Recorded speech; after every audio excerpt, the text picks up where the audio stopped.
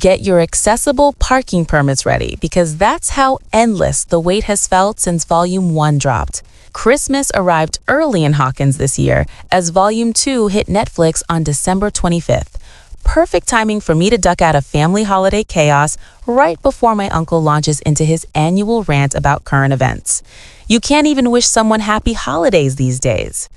This latest set of episodes ramps up massively toward the grand finale, dropping on New Year's Eve, so let's plunge deep into the Upside Down and unpack your most pressing questions. What's Vecna's ultimate scheme? How will the group defeat him? Does 11 make it through? What's with that dark substance spewing from their mouths? And crucially, do Will and Mike get their romantic happy ending? Volume 1 closed with Will Byers, known as Will the Wise, evolving into the Sorcerer, fittingly matching the title of that chapter. This shift is both personal growth and a literal power upgrade.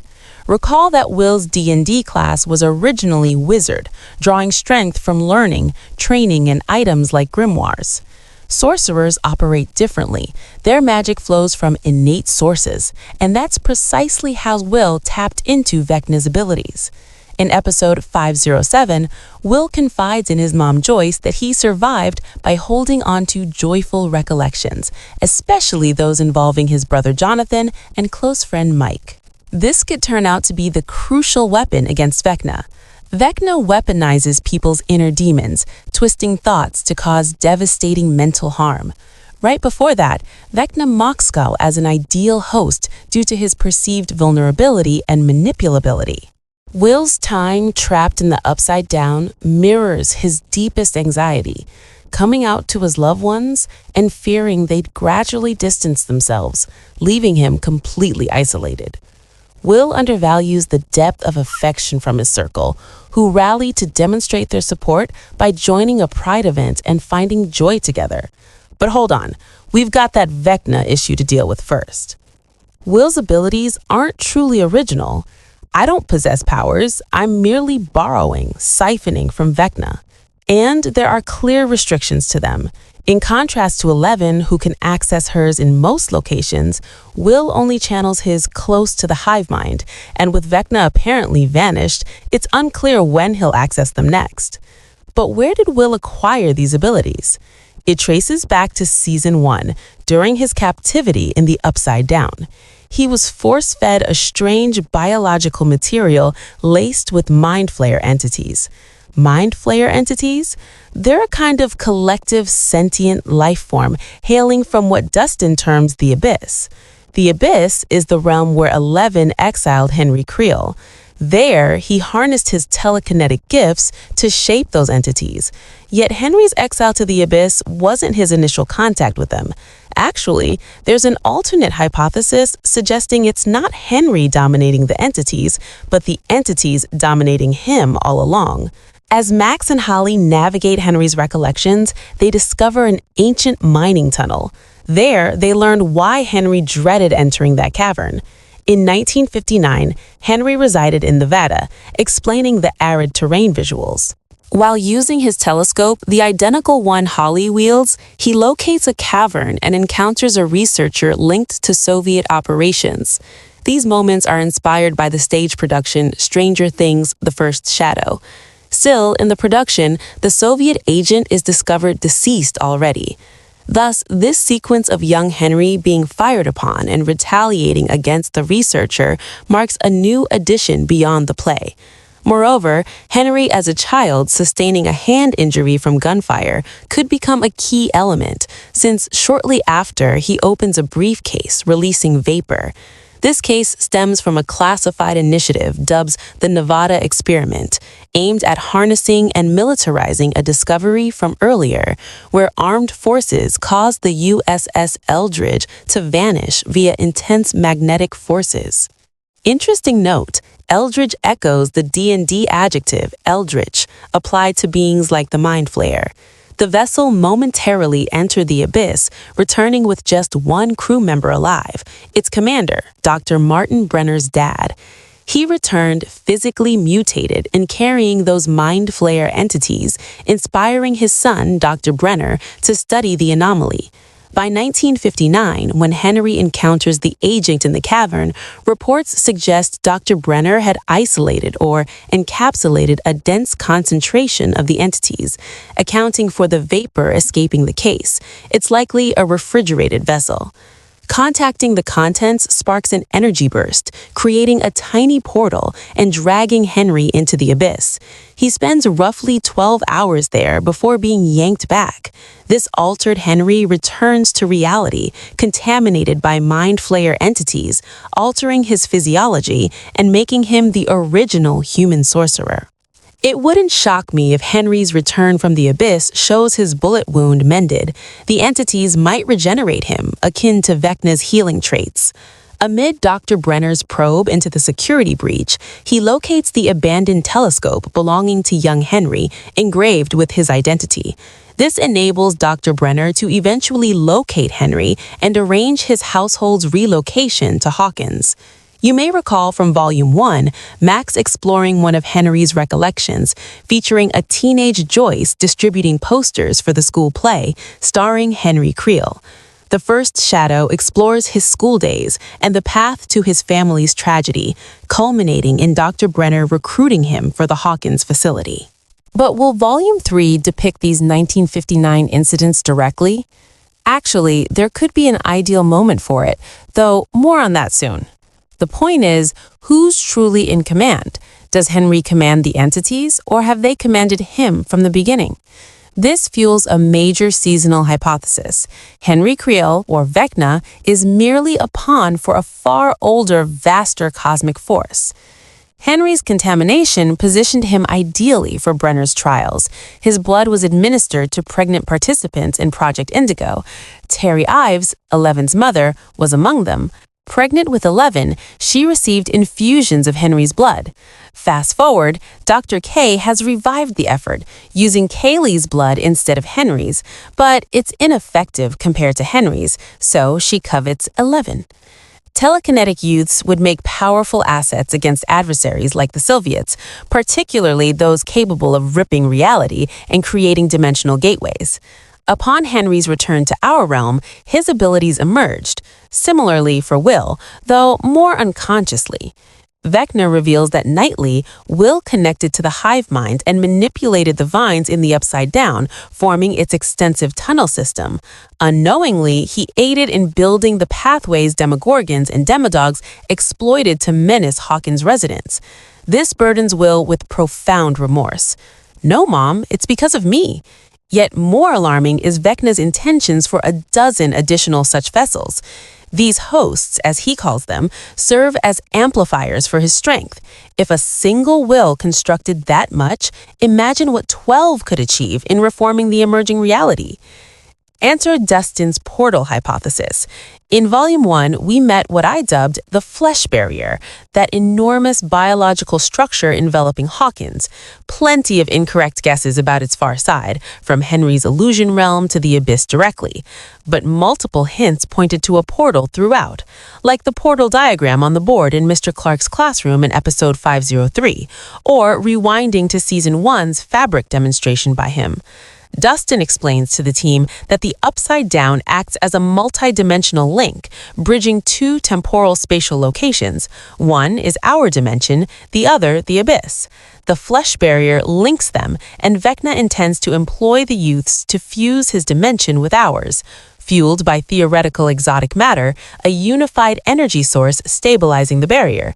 In real physics, exotic matter is hypothetical, proposed to sustain portals. To create a space-time opening, general relativity predicts gravitational collapse. Countermeasure, a material inducing anti-gravity effects. That's exotic matter.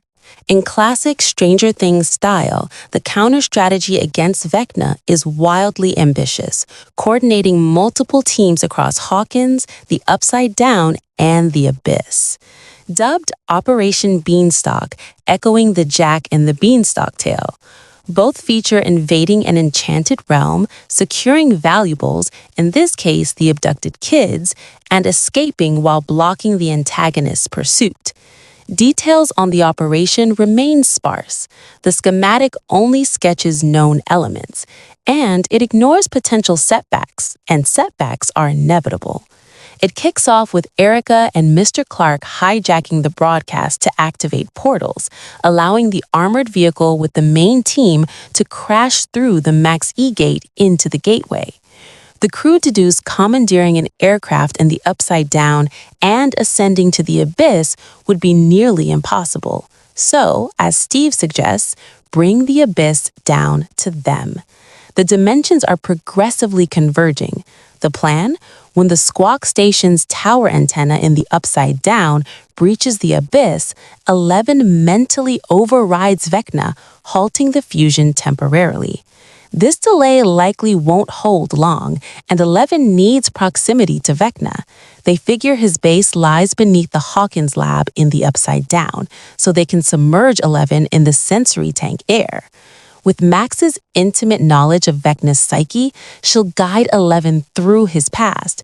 In fact, any deeper dive into Henry's 1959 experiences and related events would probably occur here. The rest exploit the pause to scale the tower, akin to Jack's climb, rescue the kids, and descend. Then they must return to Hawkins and sever the dimensional link. Mike's timed explosive device factors in. He's rigged a turntable to detonate at a specific track point. And note his debate with Robin over the track choice. The Duffers confirmed the finale features an unprecedented massive song licensing. I suspect the detonator track will be that epic drop. And I'm betting on Queen's Who Wants to Live Forever, unlicensed since Highlander in 1986. It's in the Season 5 teaser too, so that's my pick. Assuming success, the team evacuates to Hawkins as Mike triggers the blast, detonating below the exotic matter core. We witnessed a shotgun's impact on the barrier. Picture multiple C4 charges. This should theoretically isolate Vecna permanently. Two elements suggest complications ahead. First, Will opting to remain in Hawkins.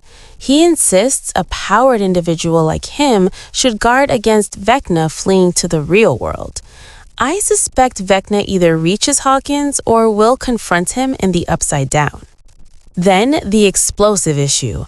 What if it fails? Backup plan?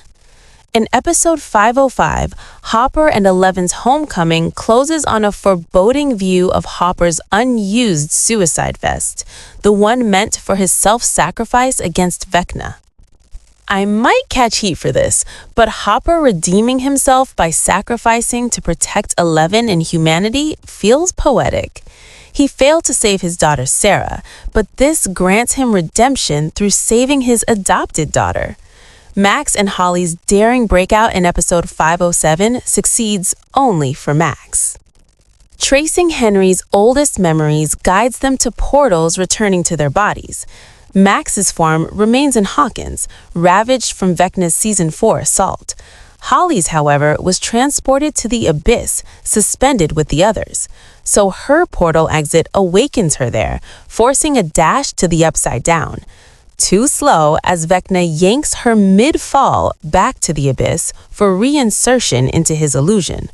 Worse, Henry brainwashes her peers, including Derek, against her. Though Derek might be pretending. He's convinced the kids they're rescuing loved ones in reality. Hard to believe Holly smashes a classmate's head with her boombox. The creators are crafting Holly's classic timid to brave journey. She confides in Max about freezing during her mom's assault, or doing nothing when Vecna targeted Max. Yet Holly overlooks her own bravery, venturing into forbidden woods, trusting Max for the memory dive and enabling Max's freedom. Holly's arc peaks with a monumental act in Volume 3, convincing the others of the truth.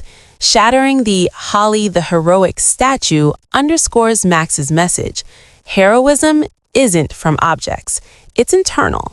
Just as Kate Bush's song didn't save Max, it was her inner strength and bond with Lucas.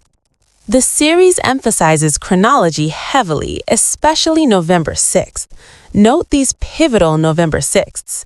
1959, Henry Creel slays his family. 1983, Will's abduction, freezing the Upside Down in time. 1987, Vecna's attempted abyss merge with Earth. Consider the 24-year span from 1959 to 1983, matching a full day's 24 hours, with grandfather clocks recurring for Henry. 12-hour clock faces aligning with the 12 abducted kids on his lair's 12 supports, arranged circularly like clock numerals. In Season 4, Henry despises the constraints of time, calling it a tyrannical construct of arbitrary rules. Ticks, minutes, hours, days, weeks, months, years, decades. Henry seeks not just Hawkins' domination, but to shatter time itself via a full cosmic 24-hour loop starting in his childhood, hoping Volume 3 delves deeper. Any link to the 4-year jump between November 6, 1983 and 1987? Much speculation surrounds Eleven's post-finale fate. In Volume 1, Mike describes D&D parties not settling back in their hometown after epic changes. They venture to distant, idyllic lands, perhaps with 3 cascades. That triple waterfall detail is deliberate. More on its significance shortly. This seems the likely path for most characters. Victory, then departing Hawkins for new beginnings. But Eleven's arc gets heavy foreshadowing. Primarily via Kali, she warns that even eliminating Vecna, Dr. K, and her facility, successors will emerge. They'll relentlessly pursue 11 and her genetics, and if captured, eliminate Mike like they did Kali's companions. For Kali, only one resolution. Post-Vecna defeat, linger on the collapsing bridge as dimensions separate, vanishing with it. I doubt this occurs. It'd feel abrupt, though 11 might consider it only for Hopper's timely intervention. Tension builds between Hopper and Kali this season, forcing 11's pivotal choice. Rumors circulated, now debunked by Matt Duffer, that Millie Bobby Brown filmed in Iceland post-2025 principal wrap. Allegedly with the Duffers at Kirkjufell's Foss, sorry for mangling that, featuring 3 waterfalls, echoing Mike's description. Whether 11 relocates remotely to safeguard friends or Iceland proxies an otherworldly realm, TBD, but waterfalls seem destined for her. Another debunked rumor by Matt Duffer, multiple alternate endings filmed, randomly assigned per Netflix profile. At the London event, Matt reportedly said, "How could we possibly find the time, energy to script and film that? Insane? Nope." Lastly, reflections on key dynamics in Volume 2. Resolving Nancy and Jonathan's romance with a mature parting felt refreshing. That triangle lingered excessively, and they're aligned in amicable closure. They cherish each other, but growth means separate paths. And Dustin-Steve bromance. Thick as thieves since Season 2, but distance grew, intensified post-Eddie Munson's loss. Classic avoidance, push friends away to soften future goodbyes. Dustin's endured losing a brother figure, unwilling to repeat with Steve. Heartwarming, Dustin passes Steve Eddie's weapon from their Season 4 demo bat battle. With 1 episode remaining, Eddie's comeback seems unlikely, but theories persist of his resurrection as Cass the Bloodied, D&D legend turned vampiric post-Batswarm, mirroring Eddie's demise. Finally, Joyce and Hopper, surviving Soviet horrors last season only to face threats to their enhanced children from military and entities. Intriguing contrast, Joyce over-trusting Will, Hopper under-trusting 11. As she notes, parental decisions always seem flawed.